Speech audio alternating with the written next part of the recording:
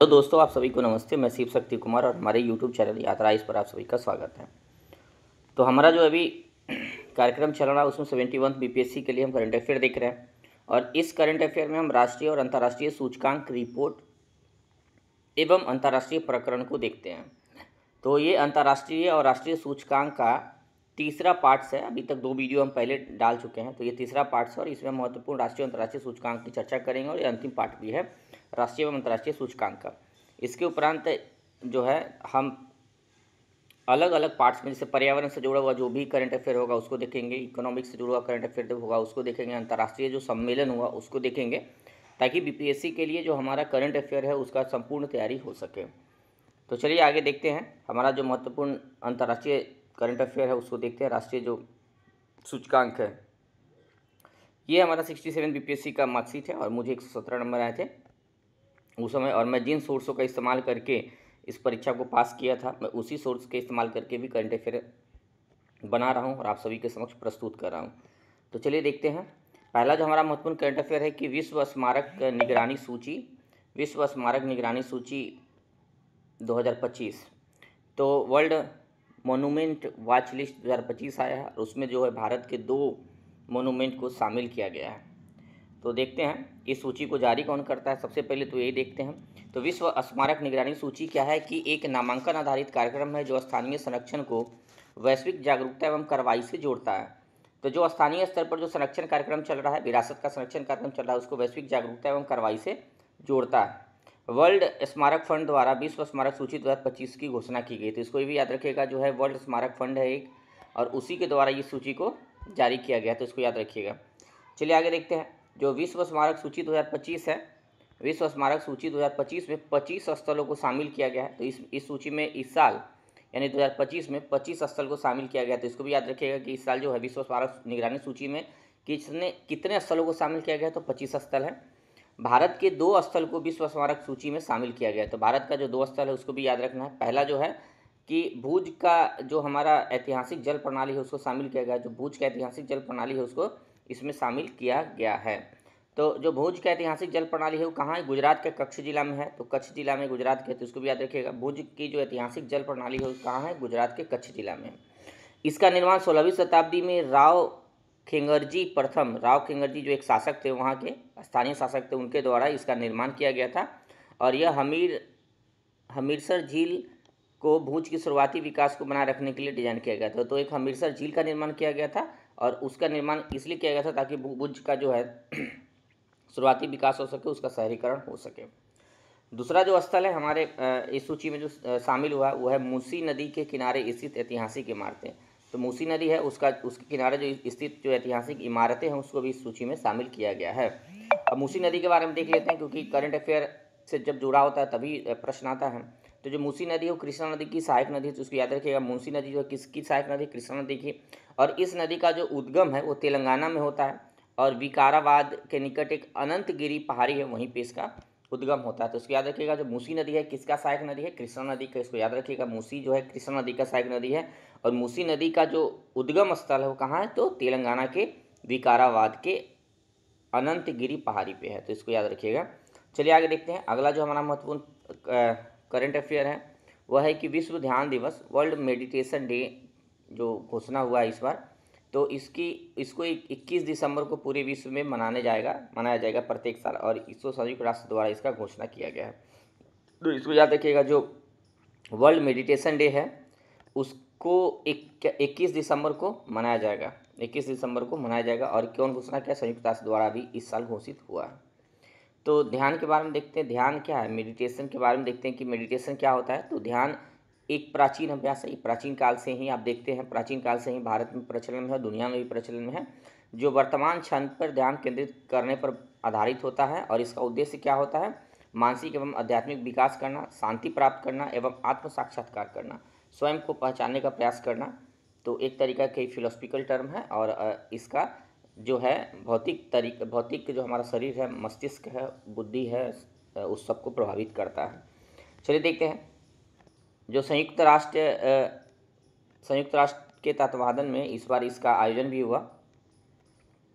संयुक्त राष्ट्र के तत्वाधान में इस बार 21 दिसंबर को 2024 को प्रथम बार विश्व ध्यान दिवस का आयोजन किया गया और इस ध्यान दिवस के अवसर पर जो है मुख्य भाषण वैश्विक स्तर पर मान्यता प्राप्त भारतीय आध्यात्मिक गुरु श्री श्री रविशंकर जी द्वारा दिया गया था। तो इसको भी याद रखिएगा, जो इस समय जो हुआ था विश्व ध्यान दिवस हुआ 21 दिसंबर को 2024 को हुआ, उसमें जो है श्री श्री रविशंकर जी द्वारा इस मुख्य भाषण दिया गया था और आर्ट्स ऑफ लिविंग जो है देखेंगे कि कार्यक्रम है इनके द्वारा ही आयोजित होता है। चलिए देखते हैं, अब हमारे सामने महत्वपूर्ण जो रिपोर्ट्स हैं वो है कि time person of the year 2024 किसे चुना गया है।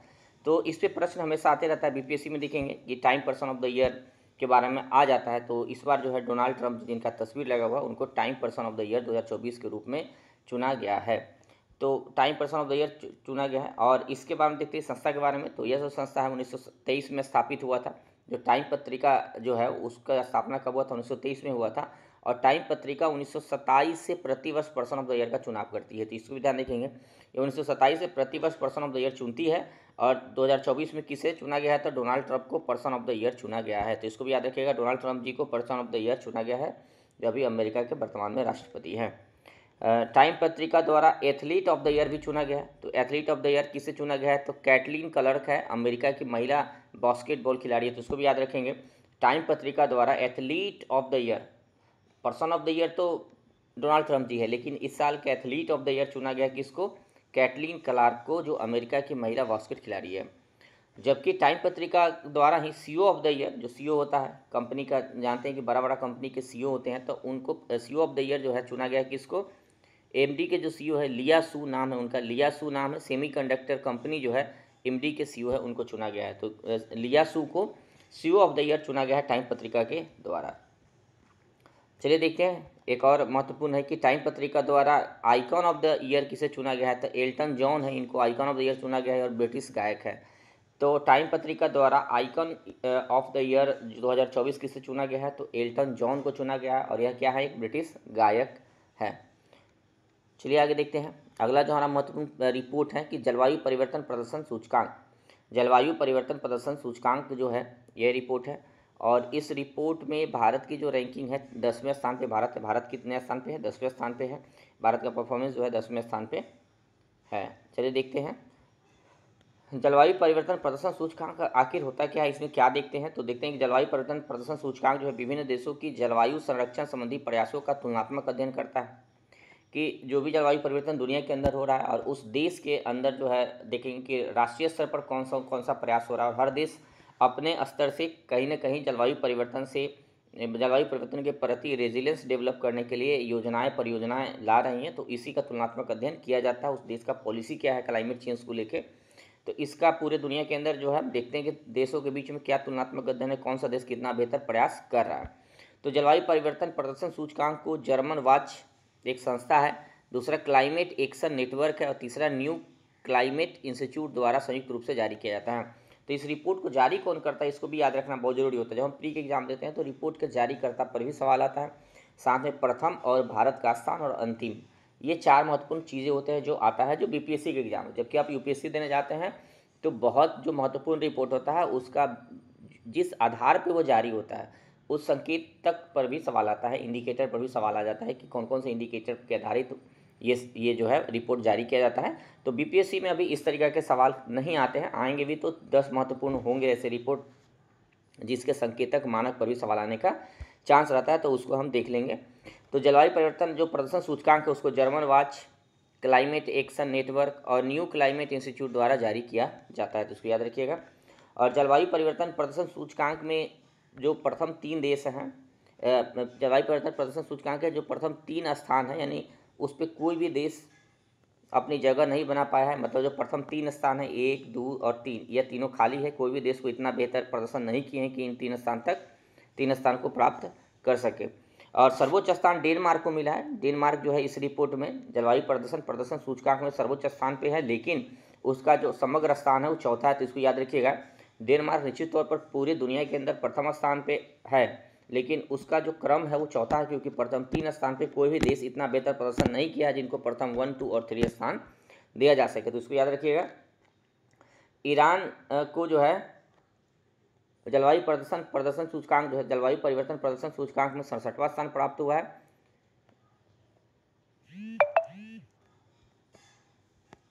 और इसमें देखेंगे कि जलवायु परिवर्तन प्रदर्शन सूचकांक 2025 के अनुसार विश्व का सबसे बड़ा जो है CO2 उत्सर्जक देश कौन है, तो चीन है। इसको भी याद रखिएगा। ये स्वतंत्र पीटी है और पीटी के प्रश्न में इस तरीके से सवाल आते हैं।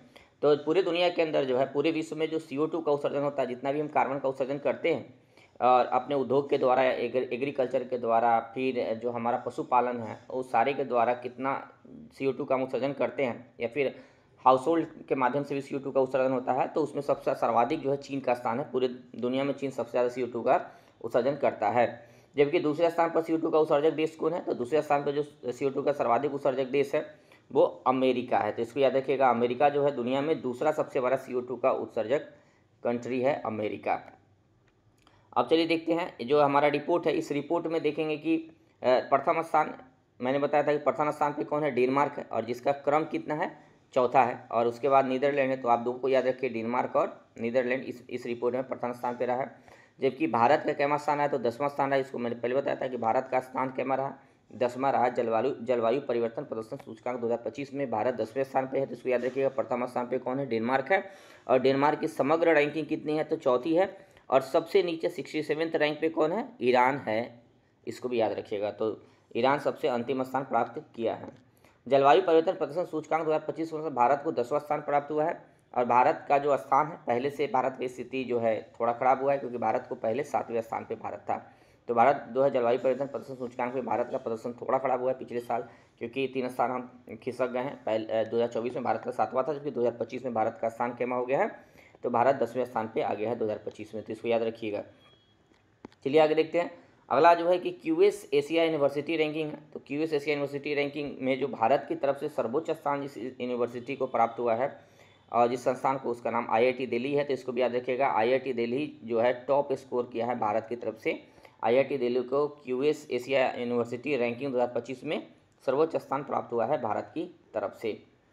तो जो QS Asia ranking university ranking जारी किया गया 2025 में, उसमें 25 देश और क्षेत्रों के कुल 986 संस्थान को शामिल किया गया था। तो इस रैंकिंग को तैयार करने के लिए टोटल जो है 986 संस्थान को पूरी दुनिया से, पूरी एशिया से लिया गया था।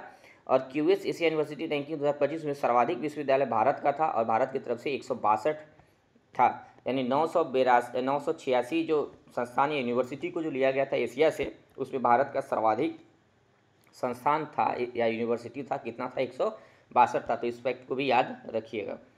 चलिए देखते हैं अगला जो है कि इस जो रैंकिंग जारी हुआ, QS Asia ranking university ranking था, तो इसमें चीन का पेकिंग यूनिवर्सिटी है, उसको प्रथम स्थान प्राप्त हुआ है। तो चीन के पेकिंग यूनिवर्सिटी है, उसको प्रथम स्थान प्राप्त हुआ है। और नीचे भी देख सकते हैं इस रिपोर्ट में, पेकिंग विश्वविद्यालय कहाँ है, चीन है, इसको प्रथम स्थान प्राप्त हुआ है।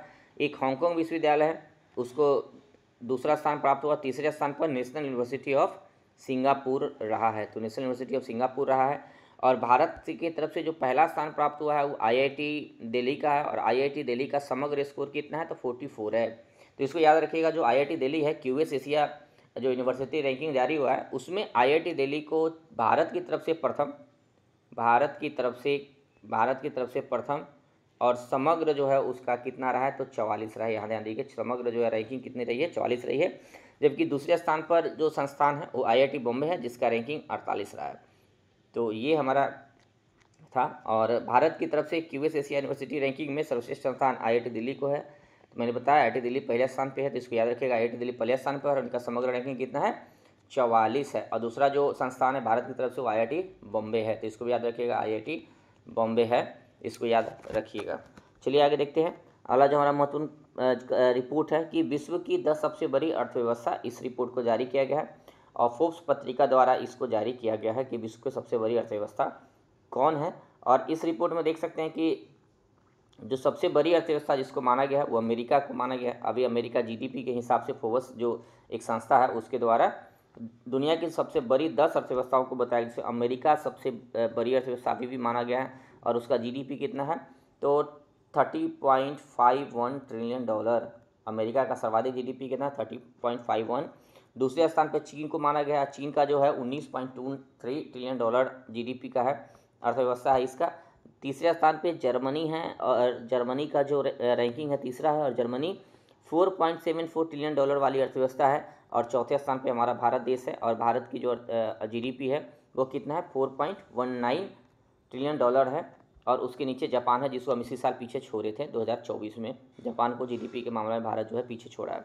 तो अभी हमारा टारगेट है 2027 तक किसको पीछे छोड़ने का, जर्मनी का। और ये भारत का टारगेट है कि 27 तक भारत चाहती है कि जर्मनी को पीछे छोड़ दें। जबकि आप जानते हैं कि भारत का जो जीडीपी ग्रोथ है 6.6% से ज़्यादा है, जबकि जर्मनी का जीडीपी ग्रोथ 1% समथिंग है।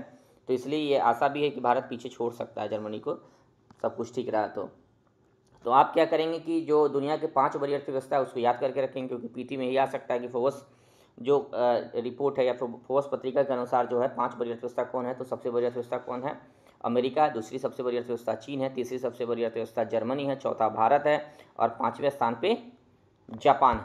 तो 5वें स्थान पे कौन सा देश है, जापान है। तो इसको याद रखिएगा, अमेरिका, चीन, जर्मनी, भारत और जापान, ये क्रम पूछा जा सकता है कि 5 बड़ी अर्थव्यवस्था दुनिया का कौन सा है जीडीपी के हिसाब से। तो अमेरिका पहले स्थान पे है, चीन दूसरे स्थान पे है, जर्मनी तीसरे स्थान पे है, चौथे स्थान पे भारत है, और 5वें स्थान पे जापान है। जबकि सीधा पूछा जा सकता है कि फोर्ब्स जो पत्रिका है संस्था के हिसाब से भारत का जीडीपी कितना ट्रिलियन डॉलर है, तो 4.19। इसको याद रखिएगा, भारत के संदर्भ में सीधा पूछा जा सकता है। चलिए आगे देखते हैं। जून 2025 में इस रिपोर्ट के बारे में थोड़ा देख लेते हैं। जून 2025 में फोर्ब्स द्वारा विश्व की शीर्ष 10 बड़ी अर्थव्यवस्थाओं का जो है जारी किया गया सूची। और जारी आंकड़ों के अनुसार 2025 में जीडीपी के संदर्भ में शीर्ष स्थान पर संयुक्त राज्य अमेरिका रहा है, ये तो हम बताया आपको। जबकि दूसरे स्थान पे कौन रहा है, तो चीन, जर्मनी और भारत जो है दूसरे, तीसरे, चौथे स्थान पे है। चीन जो है दूसरे स्थान पे, तीसरे स्थान पे जर्मनी है, चौथे स्थान पे भारत है। जीडीपी के संदर्भ में भारत का चौथा स्थान है, और जिसका जीडीपी कितना है, तो आपको मैंने बताया था पूर्व के में कि जीडीपी भारत का कितना है, $4.19 ट्रिलियन है। तो इसको याद रखिएगा। चलिए देखते हैं, वर्ल्ड गिविंग इंडेक्स 2024 का है। वर्ल्ड गिविंग इंडेक्स है एक रिपोर्ट है, और इस रिपोर्ट को चैरिटी एंड फाउंडेशन द्वारा जारी किया जाता है। तो इसको याद रखिएगा, जो वर्ल्ड गिविंग रिपोर्ट है उसको कौन जारी करता है, तो चैरिटी एंड फाउंडेशन जारी करता है। और ये देखता है कि दुनिया में कौन सा देश कितना ज़्यादा उदार है, मतलब उसकी कितना ज़्यादा किसी का हेल्प करने के लिए इच्छुक है, या फिर कितना दुनिया के अंदर वो हेल्प करता है। तो कि दुनिया के अंदर देशों की जो है उसकी उदारता की जो प्रवृत्तियाँ है उसका तुलनात्मक अध्ययन प्रस्तुत करता है। और इस रिपोर्ट के अनुसार इंडोनेशिया जो है विश्व का सर्वाधिक उदार देश है, इसको याद रखिएगा। इस रिपोर्ट के अनुसार इंडोनेशिया को विश्व का सर्वाधिक उदार देश माना गया है, यानी इंडोनेशिया जो है अन्य देशों को हेल्प करने के लिए काफ़ी तत्पर होता है। और उसके बाद देखेंगे कि जो वर्ल्ड गिविंग इंडेक्स 2024 है उसमें भारत का स्थान 26वां रहा। तो इसको याद रखिएगा, काफ़ी महत्वपूर्ण है कि भारत जो है 26वें स्थान पे दुनिया में है। भारत ने भी उदारता दिखाई है, और दुनिया को देखें कि अभी तुर्की में जब भूकंप आया था तो भारत ऑपरेशन दोस्त के तहत उसका मदद किया। सीरिया में जब भूकंप आया तो भारत उसका भी मदद किया था। और जब कोरोना का टाइम था तो कोरोना के टाइम में देखें कि भारत जो है कोरोना के टाइम में जो दक्षिण अफ्रीकी देश है उसको जो है वैक्सीनेशन जो है फ्री में मुहैया कराया था। तो भारत भी इस चीज़ में बहुत आगे है। चलिए देखते हैं इस रिपोर्ट के अनुसार, तो यही रैंकिंग है वर्ल्ड गिविंग इंडेक्स जो है 2024। उसमें शीर्ष देश 3 देश कौन सा है, इंडोनेशिया है, दूसरे स्थान पे केन्या है, तीसरे स्थान पे सिंगापुर है, और भारत का रैंकिंग क्या रहा, तो 26वां रहा, शायद भारत का रैंकिंग 26 रहा है। तो इसको याद रखिएगा। चलिए देखते हैं rule of law index. Rule of law index जो है 2024 जारी किया गया है। तो आप देखें कि यूपीएससी 2014 में पूछा था कि रूल ऑफ लॉ इंडेक्स को कौन जारी करता है। तो ये काफ़ी महत्वपूर्ण रिपोर्ट है, क्योंकि रूल ऑफ लॉ हम देखना चाहते हैं कि जो हमारा देश है, हमारा सोसाइटी है, उसमें रूल ऑफ लॉ को कितना फॉलो करते हैं। जब आप मेंस भी लिखते हैं, जब इंटरव्यू भी देते हैं, या फिर जब निबंध का पेपर लिखेंगे, तो इस तरीक़ा के जो हमारा इंडेक्स है या रिपोर्ट है काफ़ी महत्वपूर्ण होता है। इसके बारे में हमको पूरे याद ही होना चाहिए। तो ये केवल प्री के लिए जब हम पढ़ते हैं तो शॉर्ट्स पढ़ते हैं, लेकिन इस रिपोर्ट के तहत क्या हुआ नहीं हुआ, तो कुछ रिपोर्ट जैसे 10 और 15 रिपोर्ट है उसको हम आत्मसात कर लें तो ज़्यादा बेहतर होगा। क्योंकि मेंस और इंटरव्यू में जब हम बात करते हैं तो हम उसको प्रस्तुत करते हैं तो ज़्यादा बेहतर लगता है। तो 2014 में यूपीएससी द्वारा पूछा गया था कि रूल ऑफ इंडेक्स लॉ जो rule of law index report है उसको कौन जारी करता है। तो वर्ल्ड जस्टिस एक प्रोजेक्ट है, उसके द्वारा यह जारी किया जाता है। तो किस देश में कितना रूल ऑफ लॉ को फॉलो किया जाता है उसको ये तुलनात्मक अध्ययन प्रस्तुत करता है। वर्ल्ड जस्टिस जो प्रोजेक्ट है एक स्वतंत्र बहुविषयक, यहाँ विषयक है, बहुविषयक मुद्दों पर काम करने वाला संगठन है जो कानून के शासन को आगे बढ़ाने, प्रोत्साहित करने तथा जागरूकता पैदा करने के लिए विश्व भर में क्या करता है, कार्य करता है। तो इसको याद रखिएगा, विश्व भर में काम करता है। जो वर्ल्ड जस्टिस प्रोजेक्ट है उसका मुख्यालय वाशिंगटन डीसी में है, तो इसको भी याद रखिएगा। वाशिंगटन डीसी में उसका मुख्यालय है और वाशिंगटन डीसी कहाँ, यूएसए के अंदर है। तो वर्ल्ड जस्टिस प्रोजेक्ट जो है रूल ऑफ लॉ इंडेक्स को जारी करता है, काफ़ी महत्वपूर्ण है यह जो इंडेक्स है। चलिए देखते हैं। जो वर्ल्ड जस्टिस रिपोर्ट अभी जारी हुआ है, विश्व के जो 142 देश एवं क्षेत्राधिकारों में कानून के शासन को मापता है। तो मैंने पहले बताया था कि रूल ऑफ लॉ को देखता है। और रूल ऑफ लॉ इंडेक्स 2024 में भारत का स्थान कितना रहा है, 79 रहा है। तो भारत का स्थान 79 रहा है, तो इसको याद रखिएगा। 79 जो है भारत का रैंक रहा है, 79 जो है भारत का रैंक रहा है। तो चलिए देखते हैं रूल ऑफ लॉ जो था उस इंडेक्स में प्रथम स्थान पे कौन सा देश था। तो उस रिपोर्ट को देखते हैं। प्रथम स्थान पे हमारा डेनमार्क जो है, इस इंडेक्स में पहले स्थान पे कौन सा देश है, डेनमार्क है। दूसरे स्थान पे नॉर्वे है। तीसरे स्थान पे फिनलैंड है। तो इसको भी याद रखिएगा। रूल ऑफ लॉ इंडेक्स में पहले स्थान पे डेनमार्क है, यानी कि डेनमार्क में सर्वाधिक रूल ऑफ लॉ को फॉलो किया जाता है। फिर नॉर्वे है, फिर फिनलैंड है। और रूल ऑफ लॉ इंडेक्स जो है उस देश के अंदर 8 फैक्टर में विभक्त है और 44 संकेतक के आधार पर जारी किया जाता है। तो देखते हैं, क्योंकि ये जब आप मेंस लिखते हैं तो काम आता है, तो थोड़ा देख लेते हैं। सरकारी शक्तियों का अवरोध कितना है, इसको देखते हैं। दूसरा, भ्रष्टाचार की अनुपस्थिति कितना है, इसको देखा जाता है। खुली सरकार, ओपन गवर्नमेंट कितना है, इसको देखा जाता है। मौलिक अधिकार है वहाँ लोगों के लिए सुरक्षित है कि इसको देखा जाता है। फिर जो दूसरा है कि आदेश और सुरक्षा, ऑर्डर एंड सिक्योरिटी को चेक किया जाता है। नियामक जो प्रवर्तन है, रेगुलेटरी जो इन्फोर्समेंट है, उसको देखा जाता है कि नियम कानून को कितना जो इन्फोर्स किया जाता है, लागू किया जाता है। नागरिक न्याय, सिविल जस्टिस कितना है, और आपराधिक न्याय क्रिमिनल जस्टिस किस तरीक़े से वहाँ काम करता है। तो ये सारे आधार हैं और इस आधार पे जो है उस देश के अंदर चेक किया जाता है कि वहाँ कितना जो है रूल ऑफ लॉ को फॉलो किया जाता है। तो इस रिपोर्ट के आधार पे आप जो है आप अपना निबंध में भी इस रिपोर्ट का चर्चा कर सकते हैं कि किन किन आधारों पर यह जारी होता है। और इस आधार पर देखा जाए तो भारत की रैंकिंग 79th रैंकिंग है, तो भारत की स्थिति बहुत सही तो नहीं है। तो इस चीज़ को आप उदाहरण में प्रस्तुत कर सकते हैं। चलिए देखते हैं। एक है कि टाइम्स वैश्विक विश्वविद्यालय रैंकिंग 2025। तो टाइम्स जो हायर एजुकेशन है उसके द्वारा यह रैंकिंग जारी की जाती है। तो याद है कि जो टाइम्स वैश्विक विश्वविद्यालय रैंकिंग 2025 है उसको जारी कौन करता है, तो एक पत्रिका है, ब्रिटिश पत्रिका है टाइम हायर एजुकेशन, उसके द्वारा वार्षिक तौर पर यह जारी किया जाता है। और इस रिपोर्ट में अमेरिका का सर्वाधिक संस्थान को शामिल किया गया और अमेरिका के 174 संस्थान इसमें शामिल है। तो अमेरिका के 174 संस्थान को इस रिपोर्ट में शामिल किया गया है। टाइम जो वैश्विक विश्वविद्यालय रैंकिंग रिपोर्ट है, टाइम वैश्विक विश्वविद्यालय रैंकिंग रिपोर्ट है, तो इस रिपोर्ट में जो है यूके का जो ऑक्सफोर्ड यूनिवर्सिटी है उसको प्रथम स्थान प्राप्त हुआ है। तो इसको याद रखिएगा, जो यूके का ऑक्सफोर्ड यूनिवर्सिटी उसको प्रथम स्थान प्राप्त हुआ है। और इस रैंकिंग के हिसाब से भारतीय विज्ञान संस्थान बेंगलुरु को प्रथम स्थान प्राप्त हुआ है। तो भारत का जो बेंगलुरु संस्थान है, मतलब आईएससी बेंगलुरु जो है, भारतीय विज्ञान संस्थान बेंगलुरु, उसको भारत की तरफ से प्रथम स्थान प्राप्त हुआ है।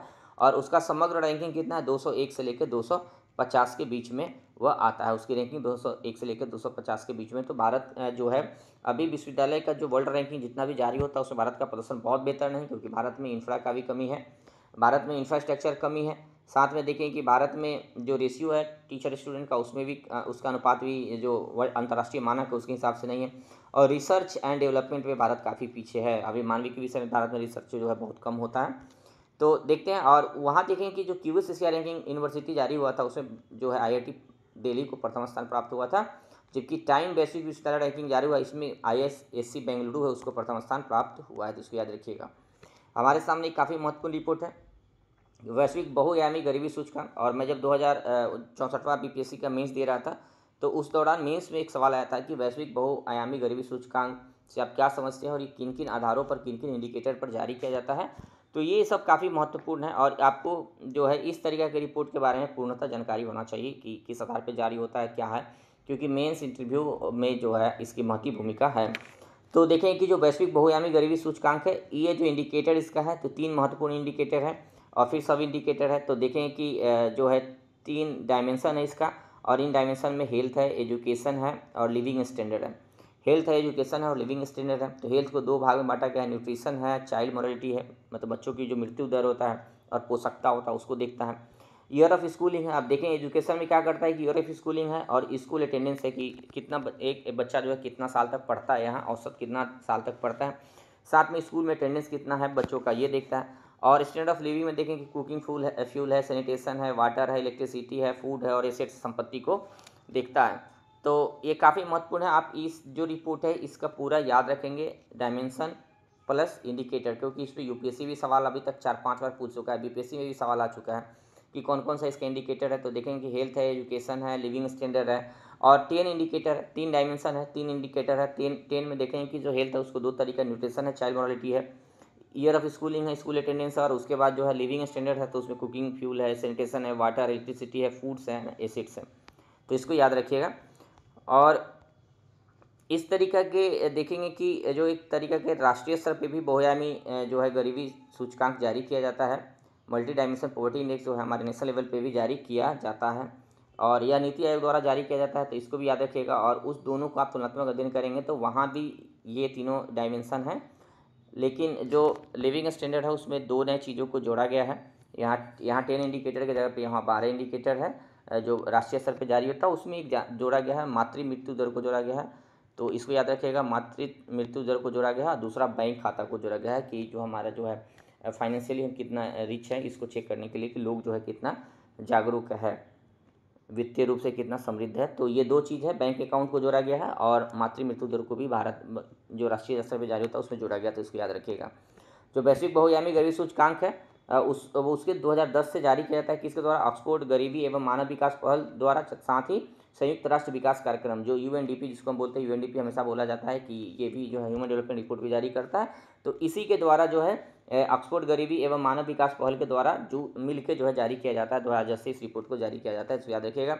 जो बहुआयामी गरीबी विकास सूचकांक है, बहुआयामी जो गरीबी सूचकांक है उसका प्रकाशन तो आप देख लीजिए कि संयुक्त राष्ट्र विकास कार्यक्रम, यूएनडीपी और ऑक्सफोर्ड गरीबी एवं मानव विकास पहल द्वारा संयुक्त रूप से जारी किया जाता है, इसको याद रखिएगा, काफ़ी महत्वपूर्ण रिपोर्ट है। देखते हैं बहुआयामी गरीबी सूचकांक 2024 का जो केंद्रीय विषय था, जो इस थीम को भी याद रखिए, चूंकि इस साल पीटी देने जा रहा था तो सर पूछा जा सकता है। इसका थीम था संघर्ष के मध्य गरीबी, संघर्ष के मध्य गरीबी। जो वैश्विक बहुआयामी गरीबी सूचकांक है उसके अनुसार 1.1 बिलियन लोग जो है गंभीर रूप से गरीब की स्थिति में जी रहे हैं पूरे दुनिया के अंदर, और पूरी दुनिया की जनसंख्या का 18.3% है। तो 18.3% जो पूरी दुनिया में जितने भी लोग हैं उसका जो है 18.3% लोग गरीब हैं इसके अनुसार से, और बहुआयामी गरीबी सूचकांक के हिसाब से यह लोग गरीब है। अब आता है कि जो गरीबी सूचकांक का जो अवधारणा है, तो आप भी देखते हैं जब आप पढ़ते हो तो गरीबी एक चैप्टर जो है पढ़ना है, बीपीएससी में आप पढ़े होंगे, तो उसमें इसकी अवधारणा अलग अलग हम लेते हैं, देखते हैं कि उपभोग खर्च कितना है, आय से भी मापते हैं। लेकिन जो मल्टी डायमेंशन पॉवर्टी इंडेक्स है मूल रूप से आप वहाँ देखेंगे तो भूखमरी को मापते हैं। जब हम देखते हैं कि वो व्यक्ति कितना खाना खाता है, कितना कैलोरी लेता है, तो कैलोरी के आधार पर जब हम मापते हैं तो बेसिकली हम भूखमरी को मापते हैं, गरीबी को नहीं। गरीबी एक व्यापक अवधारणा है जिसमें स्वास्थ्य, शिक्षा, कौशल ये सब को अब देखा जाता है। अमर्त्य सेन का कहना था कि गरीब वह लोग हैं जिसके पास स्किल नहीं है, तो हम उसके गरीबी का जो है डायमेंशन बड़ा हो गया है, तो इसको भी याद रखेंगे। जब गरीबी की परिभाषा पूछा जाएगा आपसे मेंस में, बीपीएससी में, तो उसका उत्तर जो है थोड़ा व्यापक स्तर पे देना चाहिए आपको। ठीक है, देखते हैं इतने हम अब इसको याद रखना जरूरी है, क्योंकि 18% जो लोग हैं, 18.3% पूरी दुनिया के क्या है, गरीब है। तो आप जब मेंस लिखते हैं तो इस तरीके का डेटा याद होना चाहिए, तो इस डेटा को पूरा याद रखिएगा। रिपोर्ट के अनुसार जो है जितने लोग गरीब हैं तो उसके हिसाब से देखेंगे कि सर्वाधिक जो गरीब लोग हैं कहाँ है, तो सहारा जो अफ्रीका है, अपना उप सहारा अफ्रीका का जो क्षेत्र अफ्रीकी महाद्वीप में है, वहाँ सबसे ज़्यादा लोग गरीब लोग रहते हैं। वहाँ कितने लोग हैं, पूरी दुनिया में जितने भी गरीब लोग हैं उसका 50% लगभग 40.2% कहाँ रह हैं, तो सहारा अफ्रीका, उप सहारा अफ्रीका में है। उसके बाद दूसरा स्थान पे एशिया का स्थान आता है। तो इस देखेंगे कि जो है गरीबों की जो सर्वाधिक संख्या किस देश में है, तो भारत में सबसे ज़्यादा 234 मिलियन जो लोग हैं भारत में, वो गरीबी रेखा में के नीचे है, बहुआयामी गरीबी में है। साथ में पाकिस्तान दूसरे स्थान पर 93 मिलियन लोग वहाँ हैं। उसके बाद इथोपिया है, नाइजीरिया है और कांगो रिपब्लिक है। तो भारत में सर्वाधिक गरीब रहते हैं। निश्चित तौर पर भारत सरकार गरीबी को दूर करने के लिए बहुत सारी योजनाएं लाई है, बहुत सारा काम भी हुआ है, और नीति आयोग का एक रिपोर्ट प्रकाशित हुआ था जिसमें काफ़ी बेहतर प्रदर्शन भारत का दिखाया गया है। यद्यपि भारत में भी दुनिया से के सर्वाधिक गरीब लोग रहते हैं। तो अभी बहुत कुछ किया जाना है गरीबी को दूर करने के लिए भारत सरकार को, और भारत सरकार इस पे स्किल, शिक्षा, एजुकेशन सारे जगह पर काम करे ताकि भारत जो है एक विकसित राष्ट्र बन सके। और भारत का लक्ष्य भी है कि 2047 तक भारत जो है विकसित बनना चाहता है, और भारत 2047 तक तभी विकसित बनेगा जब भारत के अंदर गरीबी समाप्त हो जाएगी। तो गरीबी से जुड़ी हुई योजना जो है काफ़ी महत्वपूर्ण हो जाता है, और आप लोग पदाधिकारी बन के जो है इसमें महत्वपूर्ण भूमिका का निर्वहन करते हैं। चलिए देखते हैं अगला जो हमारा महत्वपूर्ण रिपोर्ट है कि वैश्विक नवाचार सूचकांक 2024। तो नवाचार कौन सा देश कितना नवाचारी है, वहाँ कितना रिसर्च होता है, कितना अनुसंधान हो रहा है, रिसर्च एंड डेवलपमेंट कितना होता है, पेटेंट कितना उस देश को प्राप्त होता है। तो इन सभी आधार पर जो है वैश्विक नवाचार रिपोर्ट का जो है प्रकाशन किया जाता है। और वैश्विक नवाचार रिपोर्ट जो है इसको प्रकाशन कौन करता है, तो एक वीपो नामक संगठन है, विश्व बौद्धिक संपदा संगठन है वीपो, वीपो एक संगठन है और इसी के द्वारा जो है वर्ल्ड इंटेलेक्चुअल प्रॉपर्टी ऑर्गेनाइजेशन इसका संस्था का नाम है, इसको हम जो है वीपो बोलते हैं, वीपो। इसी के द्वारा यह जारी होता है, तो इसको याद रखिएगा। इसका जारीकर्ता देश कौन, जारीकर्ता संगठन कौन सा है वैश्विक नवाचार रिपोर्ट का? तो विश्व बौद्धिक संपदा संगठन द्वारा जारी किया जाता है, इसको हम वीपो बोलते हैं, तो इसको याद रखिएगा। वैश्विक नवाचार सूचकांक 2024 जो है उसका शीर्षक देखेंगे, क्योंकि अभी देने जा रहे हैं पीटी, तो ये जरूरी हो जाता है। सामाजिक उद्यमिता के वादों को उजागर करना, सामाजिक उद्यमिता के वादों को उजागर करना इसका शीर्षक का नाम है। तो सामाजिक उद्यमिता के वादों को उजागर करना, तो इसको ध्यान रखिएगा। जो ये रिपोर्ट जारी की गई है, तो ये रिपोर्ट में जो है कुल 133 अर्थव्यवस्थाओं की नवाचार प्रदर्शन को माप कर उन्हें रैंकिंग दी गई है, तो ये तो पहले बता दिया गया है। और इसमें देखेंगे कि स्विट्जरलैंड प्रथम स्थान पर, स्विट्जरलैंड को 14वें वर्ष, लगातार 14 वर्ष से जो है स्विट्जरलैंड का स्थान प्रथम स्थान रहा है और विश्व का सबसे नवाचारी अर्थव्यवस्था उसको घोषित किया गया है। तो सर्वाधिक इनोवेशन जो है कहाँ आ रहा है, तो स्विट्जरलैंड के अंदर आ रहा है और वो 14 वर्ष से लगातार प्रथम स्थान पे है। अंगोला को इस सूचकांक में अंतिम स्थान प्राप्त हुआ, तो इसको भी याद रखेंगे। जो नवाचारी सूचकांक है, वैश्विक नवाचारी सूचकांक, उसमें अंगोला को अंतिम स्थान प्राप्त हुआ है। वैश्विक नवाचारी सूचकांक 2024 में भारत को 39 रैंक मिला है, तो भारत को है जो 39 रैंक मिला है। तो भारत की स्थिति मध्य वाली स्थिति में, भारत में भी इनोवेशन भी है, रिसर्च भी है, साथ में बेरोजगारी भी है, गरीबी है। तो भारत कई स्तरों पर भारत जो है युद्ध कर रहा है, लड़ रहा है, तो इसलिए भारत का प्रदर्शन अभी इस क्षेत्र में बहुत बेहतर नहीं है। भारत में पेटेंट की संख्या जो है कम है। चलिए देखते हैं आगे इस रिपोर्ट के जो वैश्विक नवाचारी सूचकांक था उसमें देखते हैं। तो वैश्विक नवाचारी सूचकांक में स्विट्जरलैंड पहले स्थान पे है, तो मैंने बताया कि पहले स्थान पर 14 वर्ष से लगातार स्विट्जरलैंड पहले स्थान पे है। दूसरे स्थान पे स्वीडन है, तीसरे स्थान पे अमेरिका, तो इसको याद रखिएगा कि अमेरिका जो है तीसरे स्थान, भारत का 39 रैंक है, भारत का 39 रैंक है, इसको याद रखिएगा। टोक्यो एक अभी इससे जुड़ा हुआ एक जो है प्रश्न है, तो मैं उस पर भी चर्चा कर लेता हूँ। टोक्यो योकोहामा जो है, टोक्यो योकोहामा जापान विश्व का सबसे बड़ा विज्ञान में प्रौद्योगिकी हब बनाया गया। तो एक इस रिपोर्ट में बताया गया है कि दुनिया में सबसे बड़ा जो साइंस एंड टेक्नोलॉजी का क्लस्टर है, हब है, वो कौन सा है? तो टोक्यो और योकोहामा जो है जापान का शहर है, उसको माना गया है। और विश्व के शीर्ष जो 100 विज्ञान एवं नवाचार का जो क्लस्टर है, प्रौद्योगिकी का क्लस्टर, से भारत के 4 शहर को शामिल किया, उसमें बेंगलुरु, दिल्ली, मुंबई और चेन्नई। तो इसको भी याद रखिएगा, भारत के 4 शहर जो है वैश्विक विज्ञान में प्रौद्योगिकी क्लस्टर में शामिल है। चलिए आगे देखते हैं। अगला जो हमारा महत्वपूर्ण रिपोर्ट है कि विश्व प्रतिभा रैंकिंग रिपोर्ट 2024, विश्व प्रतिभा रैंकिंग रिपोर्ट 2024 है। तो विश्व प्रतिभा रैंकिंग रिपोर्ट का जो है प्रकाशन कौन करता है? तो institute for management and development द्वारा किया जाता है, इसको याद रखिएगा, institute for management and development द्वारा किया जाता है। इस रैंकिंग के तहत किसी देश की अपनी घरेलू प्रतिभाओं को, कौशल एवं योग्यता को विकसित करने की क्षमता का मूल्यांकन करने के लिए किया जाता है। तो इस रैंकिंग में जो है विश्व प्रतिभा रैंकिंग जारी की जाती है, उसमें यह देखा जाता है कि कौन सा देश जो है अपने देश के अंदर जो उसके पास जो प्रतिभा उपलब्ध है उसको निखार पाता है, कितना उसको कौशल दे पाता है, कितना उसकी योग्यताओं को बढ़ा सकता है, उसी हिसाब से उसका तुलनात्मक अध्ययन करके रैंकिंग दी जाती है इस रिपोर्ट में। तो विश्व प्रतिभा रिपोर्ट जो है उसमें प्रथम स्थान किसको प्राप्त हुआ है? तो विश्व प्रतिभा रिपोर्ट 2024 में प्रथम स्थान स्विट्जरलैंड को प्राप्त हुआ है। और विश्व प्रतिभा रिपोर्ट जो है 67 देश शामिल है, मतलब 67 देश शामिल, उसमें भारत का रैंकिंग जो है 58वां रैंकिंग पे, भारत 58th रैंक पे है। तो भारत की स्थिति बहुत ठीक नहीं है अपने प्रतिभा, क्योंकि देखते हैं कि भारत में जो है इसकी लगभग 4% के करीब है। भारत में जितना भी हमारे यहाँ जनसंख्या वो मात्र 4% स्किल है, जबकि अन्य सारे देशों में देखेंगे कि जो दक्षिणी कोरिया है और अमेरिका है, जापान है, वहाँ देखेंगे तो 50% प्लस भी लोग स्किलफुल हैं। तो इसलिए भारत की रैंकिंग इतना ज़्यादा ख़राब है। तो आप इसको भी मेंस में लिख सकते हैं। जब हम जनसांख्यिकीय लाभांश की बात करते हैं, तो जनसंख्या का लाभांश सभी लाभांश प्राप्त होगा भारत को जब भारत उसको स्किल दे पाएगा और साथ में रोजगार दे पाएगा। अन्यथा जो है जनसंख्या लाभांश की स्थिति जो है, जनसंख्या वरदान जो अभी है भारत का, वो जनसंख्या अभिशाप भी हो सकता है, क्योंकि वो भार बन सकता है अर्थव्यवस्था के लिए। चलिए आगे देखते हैं। विश्व प्रतिभा रैंकिंग 2024 में मंगोलिया को अंतिम स्थान प्राप्त हुआ, उसको याद रखिएगा, मंगोलिया को अंतिम स्थान प्राप्त हुआ है। और स्विट्जरलैंड को कितना स्थान प्राप्त हुआ है? प्रथम स्थान पे है। भारत का 58 स्थान पे है, तो इसको याद रखिएगा। चलिए आगे देखते हैं। विश्व भूख सूचकांक, और ये काफ़ी महत्वपूर्ण रिपोर्ट है, जो वैश्विक भूखमरी सूचकांक है या फिर भूख सूचकांक इसको बोलते हैं, वर्ल्ड हंगर इंडेक्स इसको बोला जाता है। ये काफ़ी महत्वपूर्ण है, क्योंकि जब आप मीन्स लिखते हैं तो भूखमरी भी एक चैप्टर है, और भारत जो है, भारत में भी भूखमरी एक व्यापक समस्या है, चैलेंज है भारत के समक्ष जो है। तो इसलिए मेंस में भी एक चैप्टर है, सोशियो इकोनॉमिक चैप्टर है, उसमें ये शामिल है। तो इस रिपोर्ट के बारे में आपको पता होना चाहिए। पीटी मेंस इंटरव्यू सभी जगह काम आने वाला है। तो इस रिपोर्ट में भारत की रैंकिंग क्या है, किस इसका इंडिकेटर क्या है, भारत में वास्तव में कितने लोग भुखमरी की स्थिति में है, क्योंकि अपने देश में व्यापक स्तर पर पीडीएस सिस्टम का संचालन होता है और इस पीडीएस सिस्टम के माध्यम से हम जितने भी लोग भूख से पीड़ित हैं हमारे देश के अंदर और हंगर से पीड़ित है तो उन तक हम भोजन को पहुँचाते हैं ताकि वो मानसिक रूप से जो है शारीरिक रूप से स्वस्थ हो सके, क्योंकि हमारे संविधान में आर्टिकल 21 में बेहतर स्वास्थ्य की परिकल्पना की गई है। गरिमापूर्ण जीवन जीने के लिए बेहतर स्वास्थ्य काफ़ी जरूरी है।